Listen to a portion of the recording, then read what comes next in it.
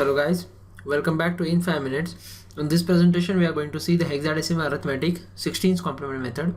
Since in the last session we have seen the hexadecimal arithmetic 15's complement method, which is quite much similar to 1's complement. This method 16's complement, which is similar to the 2's complement method. And since the hexadecimal numbers are involved, for the simplicity I'll write down the equivalent numbers for A, B, C, D, E and F here. Okay, and the numbers are 10 represented as A, 11 as B, 12 as C, 13, 14 and 15. To understand the 16's complement method, let us consider one problem. The question is asked D8A, you have to subtract 426 from it. Okay, and method asked to use is 16's complement method. So writing solution part, the important thing is change the equation as D8A hex to be added with the complement of 426, particularly 16's complement, to get the answer. Now how to obtain the 16's complement of 426? We have to take 15's complement of it and then add 1 to the 15's complement. You will get 16's complement. So to get 15's complement, each digit have to be subtracted from 15, that is 4 to 6. You will get 9. Here you will get 13, that is nothing but D, and 11, that is nothing but B, to which you will add 1. So this one is the 15's complement, to which if you add 1 you will get the 16's complement, that is nothing but A, D, B, and this is nothing but the required 16's complement method, or the 16's complement of the number. Now this number to be added directly to D8A. So for D, I'm going to write D as 13, 8 and A as 10, added with number BDA. B is 11, D is 13 here, from this I'm getting numbers, and A is once again 10. The answer are 20, 21 and 24.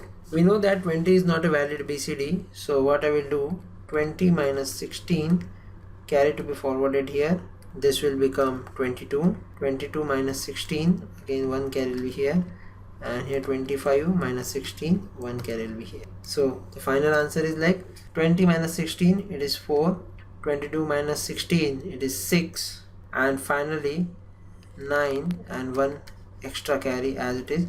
So this carry indicated that answer is positive and we have to discard it. So let me write down here, since carry is equal to 1, therefore answer is positive and discard the carry.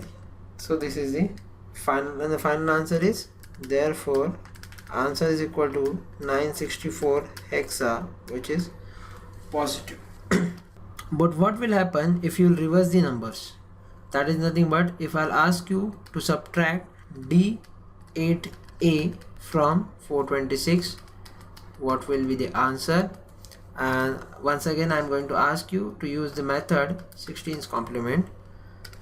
So solution part, I'll change the course to 426 hexa added to the complement of D8A and calculate the answer. So let us find out 2's complement of D8A, 16's complement of D8A, for which the number to be subtracted from 15. So it is D 13, 8, A is 10. So the answer is 5, 7 and 2. So this is nothing but the 15's complement, to which if I'll add 1 I'll get the 16's complement, that is nothing but the answer is 276. This is nothing but in 16's complement format. Now I have to add this 276 with 426. So the answer is 426 plus 276. The answer is 12, 9, 6, and for 12 replace 12 with C. So the answer is 6, 9, C, and no carry generated. The rule tells us that since no carry, therefore answer is negative. So again we have to take the 16's complement of the answer to get the magnitude. Okay, so for 16's complement, so it is 15 15 15 minus 6 9 c. For c it is 12. The answer is 3 6 9, which is nothing but the 15's complement, to which I will add 1, that is nothing but 964 is the magnitude, and hence the final answer is, therefore final answer is like, the answer is negative and the magnitude is 964 in hexa. So what 964 you have obtained here is nothing but the 16's complement of the answer to find out the magnitude. So these rules are pretty much similar about 1's complement and 2's complement. And for more ideas and problems, stay tuned to In 5 Minutes, and thank you for watching this video.